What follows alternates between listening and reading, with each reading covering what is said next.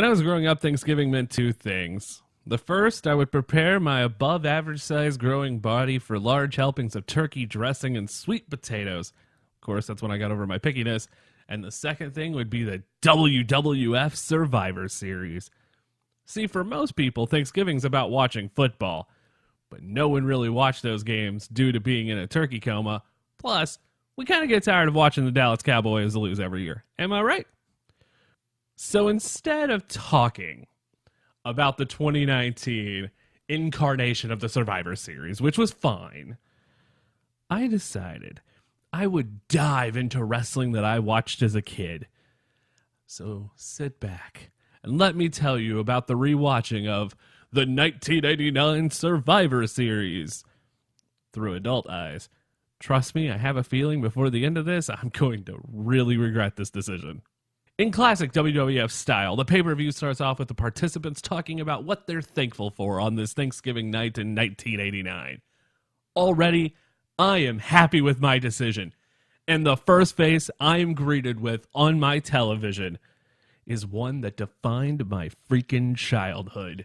It's the WWF World Heavyweight Champion and sex tape megastar, the immortal, the bonerific, and somewhat racist, Hulk Hogan. And during Hogan's rambles, and as a kid I never realized this, but during these rambles, I never realized that Hulkamania was the most powerful force in the world. Suck on it, God. And one by one, a different face that I recognize appears on my screen. Of course, the $1 Million Man is thankful for his money. That's a shock. Hit the sarcasm. And throughout each one of these, I feel the smile growing on my face as if it was getting bigger and bigger. It was like the Grinch's heart on Christmas. But little did I know that when the show actually started, this feeling of warm and fuzzy would just go the fuck away. Dusty's thankful for his polka dots. Piper's thankful he's not Ricky Rude. Chuckled at that, and I still kind of quote that every day. Bobby Heenan's thankful he's having Thanksgiving dinner with the Heenan family. And, of course, we end with the Ultimate Warrior possibly summoning a demon. Love Warrior promos, but I have no idea what in the freaking hell that man has ever said. The graphic for the pay-per-view pops on my screen, and my ears are treated to the golden tones of Vince McMahon screaming names of wrestlers and teams at me. I'm a little afraid, but you do you, Vince, and Zeus! Love when Vince opened the pay-per-views like this. There's just something about his voice that will get this wrestling fan at home an adrenaline chub. And that, my friends, is worth it. Our commentators for the evening are Gorilla Monsoon and Jesse the Pilgrim Ventura. For some reason, it just seemed that Jesse is more irritable than normal. I think this is right after Abraxas tanked as a movie, but I'm not for sure. He is wearing an Abraxas shirt later on, trying to promote the film that no one watched. I do want to take this time to let everyone know, I'm just a fan. I tried writing wrestling news. It's not fun. So here's the thing. I've never taken notes while watching a pay-per-view. I just watch and enjoy the show as if I was that 15-year-old fat ass sitting at home with a bowl of popcorn and a soda. So if this show comes across a little all over the place at times, please bear with me because it will ultimately all come together in the end. The first match from the Rosemont Horizon in Chicago is the Enforcers, captained by the Big Boss Man, Bad News Brown, the model Rick Martel, the Honky Tonk Man, being accompanied by Jimmy Hart and the Reverend Slick. If Jive Soul Bro was a theme in 2019, the entire WWE universe, God, I hate saying that, the entire crowd would be rapping along with it all the damn time. That theme just makes me happy, and it should everyone else as well. And their opponents for the evening are the Dream Team, captained by Dusty Rhodes, Brutus the Barber Beefcake, Tito Santana, and the Red Rooster? One of these things is not like the other. One of these things just does not belong. I get the idea on the play of Dusty's nickname being the American Dream. But how can you call this the Dream Team when the Red Rooster is on it. Terry Taylor was a fantastic wrestler. But dear God, the Red Rooster is such a terrible character. If you do not know, and you're just hearing about this for the first time, wonder what rock you've ever lived under. The Red Rooster was a man with blonde hair and a mohawk. What was in the shape of a mullet with a mohawk. And while he talked, he would occasionally crow and strut down the aisle.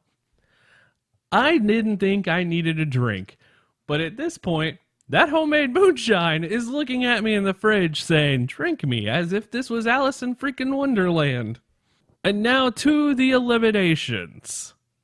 At 9 minutes and 15 seconds, Tito Santana is the first to go thanks to his former partner Rick, the model, Martel. Next up today shows Sweet Sapphire in the crowd cheering on the Dream Team. Now look, we got to have a real conversation here.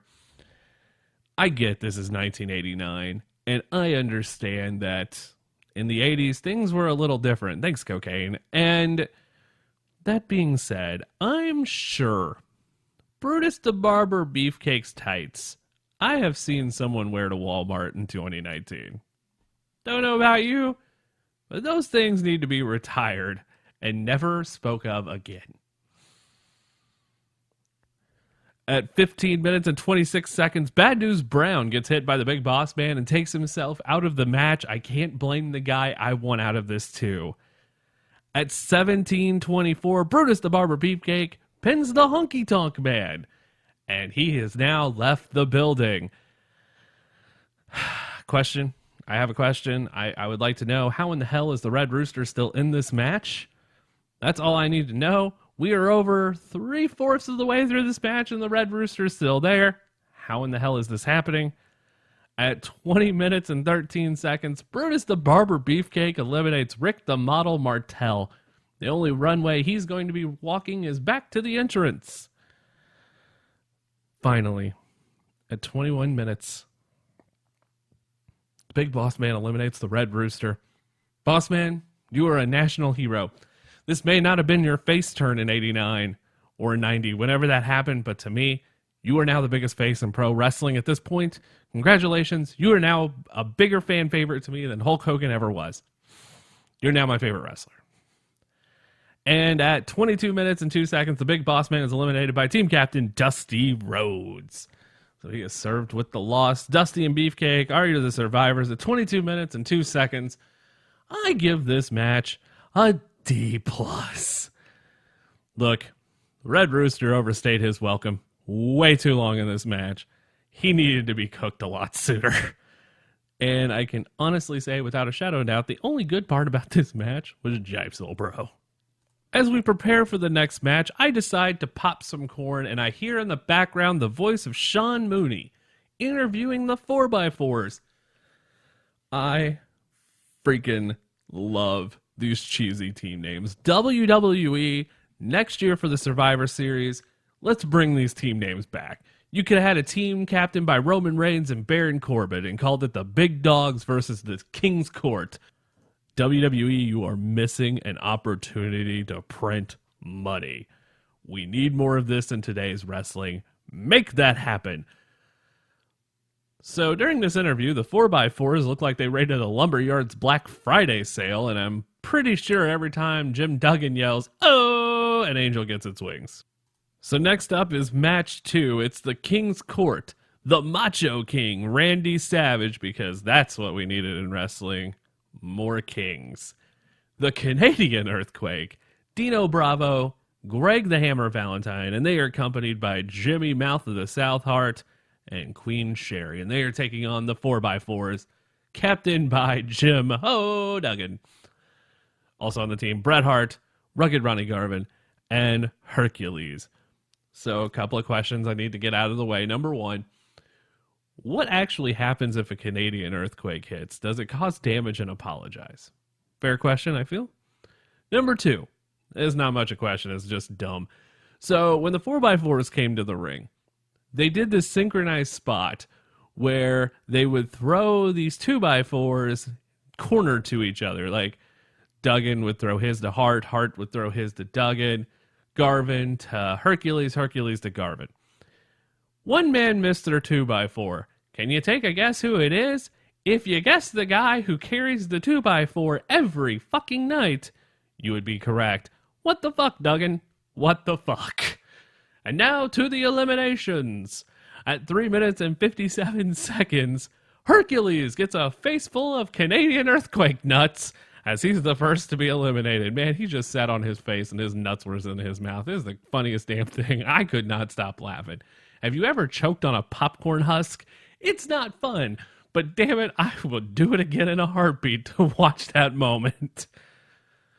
Ronnie Garvin apparently has the worst death perception in pro wrestling as he goes for a tag and misses it. He's so close to his corner, he could have sniffed Bret Hart's armpit. The Greg the Hammer Valentine is out thanks to Jim Duggan at 7 minutes and 32 seconds. Ronnie Garvin is gone at 11 minutes and 17 thanks to Dino Bravo, and I'm going to be completely honest, I forgot Ronnie Garvin was in this match at this point. Next up, we get what I believe should have been the main event to WrestleMania 9. Bret Hart, Randy Savage in the ring. This was kind of awesome. Bret Hart is eliminated at 19 minutes and 6 seconds by Randy Savage and the flying elbow. And of course, at the end, Jim Duggan gets counted out because it's the Survivor Series and there has to be a damn count out. The survivors, Randy Savage, the Canadian Earthquake, and Dino Bravo at 23 minutes and 25 seconds. If it wasn't for Savage and Hart, this match would have been the drizzling shits. And thank God for that Savage Hart thing, but it still couldn't have saved it. I give this match a D, and I'm being nice about it. The Genius delivers a poem which I can honestly say was better than the previous match. And then next is, holy shit, it's Hulk Hogan's match in the middle of the show. What kind of voodoo is this? I didn't think Papa Shango was around for another 2 years, but why not? Here we go. Next up is match number 3 on the evening. It's the $1 Million Team, team captained by Ted DiBiase. There's a complete shock. The Warlord, the Barbarian, and Zeus. You're being accompanied by Mr. Fuck Money Olive Garden himself, Virgil, and Mr. Fuji. They are taking on the Hulkamaniacs, team captained by Hulk Hogan, Jake the Snake Roberts, and the longest reigning WWE Tag Team Champions until the New Day did it, Demolition Axe and Smash. Interesting backstory here. And I feel this needs to be talked about a little bit. This match, throughout 88 and some of 89, Hogan and DiBiase would continue their feud. But however, I think the 88 Survivor Series set this match up better. Demolition and the Powers of Pain do the double turn at the 88 Survivor Series. I feel this is a year in the making, and how awesome is that?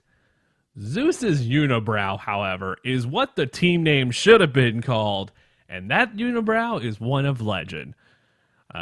Hogan is just being Hogan. Jake the Snake is already showing his snake. That's premature all at this point in the game. Zeus is wearing a belt buckle the size of a hood, and it just has the letter Z on it. To quote one of my favorite queens from RuPaul's Drag Race, choices.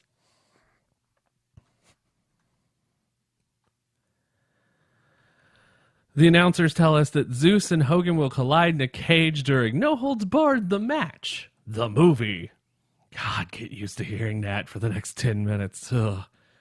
And now to the eliminations. At 3 minutes and 21 seconds, Zeus is disqualified. Wow, that's anticlimactic. Zeus is DQ'd for beating up Hulk Hogan. At 9:50, the Warlord eliminates Axe of Demolition. I think I need a haircut like the Warlord. Be a fashion statement in 2019. Just saying. Next up at 13:42, the Barbarian eliminates Smash, and the Powers of Pain have eliminated the WWF Tag Team Champions, and guess what happened? Nothing. Next up, the Powers of Pain are both eliminated at 1951 in a double disqualification for a spike pile driver to Mr. Nanny. Out comes Mr. Fuck Money Olive Garden himself. Look up Virgil, and I'm not making this up. He talks about how he is doing it for the fuck money in the Olive Garden. It's all about those all-you-can-eat breadsticks, because when you're here, you're family. You will not be disappointed, by the way. At 23:42, Jake the Snake Roberts is eliminated by the $1 Million Man, Ted DiBiase. And then, of course, we are down to Hulk Hogan and the $1 Million Man. Who's going to win this match? At 27:42, it's Hulk Hogan. Yay. Hogan is the sole survivor. 27 minutes, 42 seconds of my life I will never get back. And of course, Hogan's going to post. This is the worst match on the show. I now yearn for the Red Rooster. I don't understand the point of doing these stupid disqualifications in a match just to keep people looking strong, but here we are. I'm giving this match a D-, and it's only because of Zeus's belt. That belt is one of legend. We go to Mean Gene Okerlund in the back with Hulk Hogan and Brutus Beefcake discussing No Holds Barred, the match, the movie. This is where we find out that Hulk Hogan's partner for this match, the movie, is going to be Brutus the Barber Beefcake. Merry Christmas, wrestling fans. You're fucked. Of course, Queen Sherry comes into the room, distracts our favorite heroes, throws powder in the air, hitting them in the face, looking like she is doing a LeBron James impersonation, allowing Randy Savage and Zeus to attack. This is when the pay-per-view has an intermission. I love this. You get a break, because at some point, you kind of don't want to bang. You just want to bang your head up against the wall and hope that you will forget this show is happening. Dear Tryptophan Coma, where are you? We go to a promo in the back. We've got Roddy Piper's team with the Bushwhackers taking bones of turkeys out of their wrestling gear. God, cocaine was a hell of a drug, wasn't it? What happened to cocaine? We're back to match number 4. It's the Rude Brood. God, these names. It's Rick Rude, Mr. Perfect, and Jacques and Raymond Rougeau with the Genius and Jimmy Hart versus Rowdy's Roddies, Roddy Piper, Jimmy Snuka, and the Bushwhackers, Luke and Butch. Again, we need more of these team names, and if there's a wrestling theme from the 80s that defines 1980s, it's the Rougeaus. We're all American boys. If you have not heard it, go out of your way to listen to it. Your ears will thank you. Now to the eliminations. Jacques Rougeau is eliminated by Jimmy Snuka at 4 minutes and 1 second. Raymond's eliminated by Roddy Piper in 7 minutes and 30, and the All-American boys are gone, and I'm pretty sad. This is the moment that the music died for me on Thanksgiving 1989. Bushwhacker Butch is next to go by Mr. Perfect at 10 minutes and 46 seconds. Bushwhacker Luke is gone at 12 minutes and 14 seconds from Rick Rude. Piper and Rude are counted out at 18:35. Woo. And Jimmy Snuka is pinned by Mr. Perfect at 21 minutes and 27 seconds. Giving the win to Rude's Brood as Mr. Perfect is the sole survivor. I'm giving this match a C+, and as of right now, I want to throw all the Meltzer stars at this match. After the travesty of Hulk Hogan, the Red Rooster, and whatever the hell that second match was, this match is Tokyo Dome quality. Hands down. We go back to Mean Gene with the Warriors team. And I wonder why they split up the Hart Foundation on this night. And there it is, the incoherent Warrior promo I desperately needed after being in a turkey coma. That's the type of promo you just start saying in line for Black Friday, because chances are everyone will leave you alone and think you're the crazy person. So you go get in first. And our final match of the evening is the Ultimate Warriors, team captained by, well, the Ultimate Warrior, again, with Jim Neidhart, Shawn Michaels, and Marty Jannetty, the Rockers, against the Heenan family, Bobby Heenan, Andre the Giant, Haku, and Arn Anderson. Now, If you watch the beginning of this pay-per-view, the Vince McMahon promo says that it's Tully. And this is the story that happened. Heenan wasn't originally supposed to be part of this match. The other man was Tully Blanchard. For the story that's going around the internet and has been reported on, Arn and Tully gave their notice that they were going to head back to WCW. And before their time was up, Tully failed the drug test and was immediately suspended. Due to the failure of this drug test, WCW did not hire him. Arn is a man left on an island by himself. And to replace Tully, it would be Heenan himself. This match would also mark only the second time in WWF pay-per-view history that the main event did not feature Hulk Hogan to some capacity. That blows my mind. The other one being the Wrestling Classic, where the main event was the Junkyard Dog against, I think, Terry Funk. It was the finals of a tournament.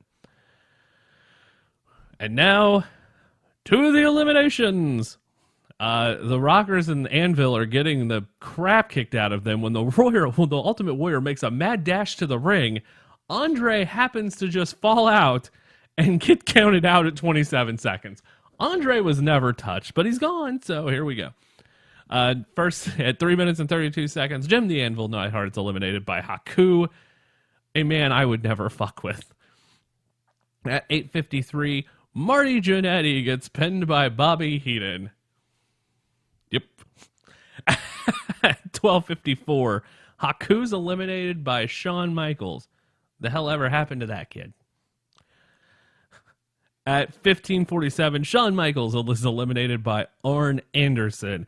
At 18:19, Arn Anderson is eliminated by the Ultimate Warrior, and that means that we are down to the Ultimate Warrior and Bobby the Brain Heenan. And Heenan is out here bumping his hip. He is Ric Flair defending the NWA World Heavyweight Championship against Sting at the '88 Clash of the Champions. Like, this guy could do a 5-star match without a doubt.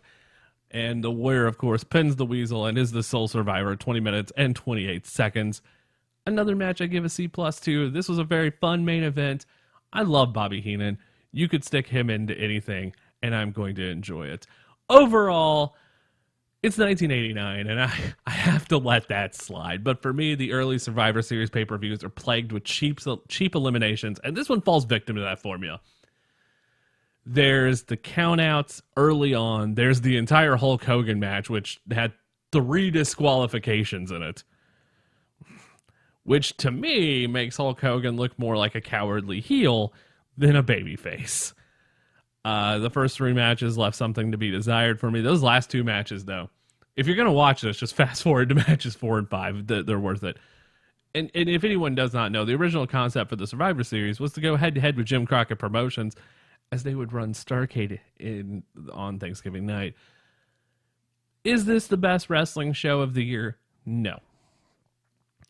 However, if I was to be sitting down with my family or at Thanksgiving, this would probably hold a very special place in my heart, and I think fans forget about what that's like. So overall, though, this show is shitty. I give it a C- and a mostly empty gravy bowl. That's been the very first edition here on YouTube of Let's Review Wrestling. Let me know which show you want me to check out next time, and I will now eliminate myself, much like Bad News Brown did in the '89 Survivor Series. Until next time, if you're going to turn heel on your friends, make sure they're as gullible as Sting.